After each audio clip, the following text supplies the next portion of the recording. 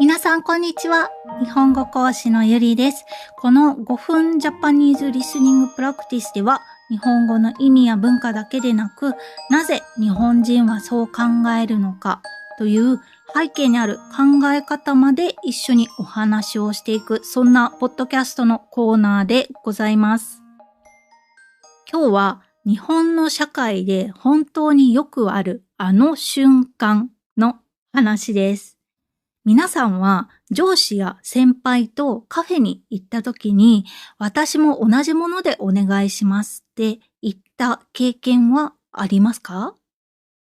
日本では定番の合わせる文化というものですね。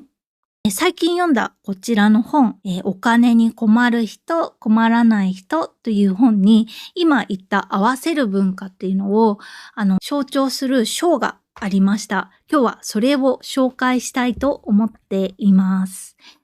どんな、章かって言いますと、食えない人は私もコーヒーでと注文する。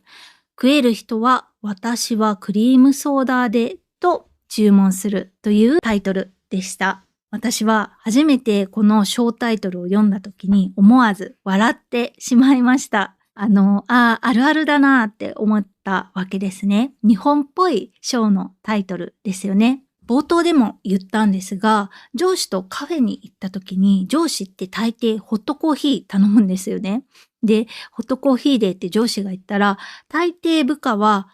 私も同じものでお願いします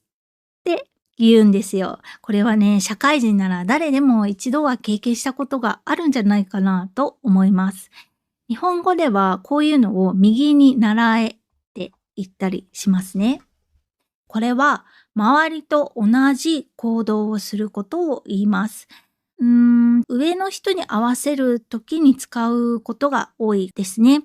上司がビールを頼んだら自分もビールを頼んだりとか、あるいは上司が会議で意見を言ったときにその意見に賛同するとかを右に習いするって言ったりしますね。日本ではね、こういう場面は日常にいくらでもありますね。皆さんの国ではどうですかね？上司とか先輩に合わせる文化っていうのはありますか？で、実際日本ではどうするのが正解なのかっていうと、私の経験から言うと、まだ関係が浅い上司であったり、保守的なタイプの年上の先輩だったりする場合には、最初はね、合わせておく方が無難ですね。そういう場面で自分の好きなものを普通に頼むと、っていう顔をされることがありますね。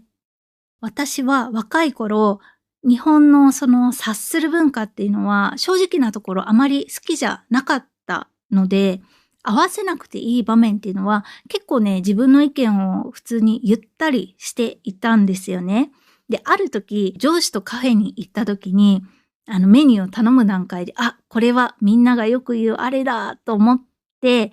同じものでお願いしますって、その時店員さんに、言ったんですね。そしたら、上司の眉が一瞬だけピクって上に上がったんですよね。おっていう感じの表情で、そういう選択もできるんだ、みたいな、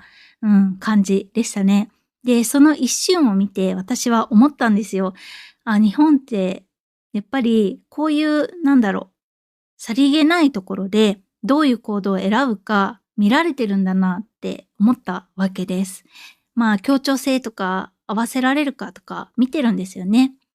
なので、今の私はこう考えるようになりました。合わせないっていうのは自分の価値観を大事にする力なので大切ですよね。でも、合わせられる力っていうのも社会のルールを理解して使いこなすっていう意味では必要な力なのかなって思うようになったんですよ。大人になりましたね。どちらが上とかではなくて、場に応じてどちらか選べる人っていうのが一番強いですよね。日本に移住するとか、日本で働くんだよっていう皆さんにお伝えしたいこととしては、まずね、自分のスタンスっていうのを失う必要はないと思うんですね。でも、時々その文化に合わせてみるっていう選択肢を持っておくと、日本ではね、人間関係がね、かなり楽になるんじゃないかなっていうふうに私は思っています。というわけで、今日はこのお金に困る人、困らない人という本からコーヒーとクリームソーダの話を紹介しました。上司とカフェで何を注文するかっていうすごく小さな行動なんですが、日本の文化がぎゅーっと詰まっているので面白いですよね。皆さんだったらどっちを頼みますか？上司に合わせて同じものでお願いしますって言えますか？それとも私はクリームソーダでお願いしますと言いますか？ぜひコメントで考えを教えてください。ではまた明日お会いしましょう。バイバイ。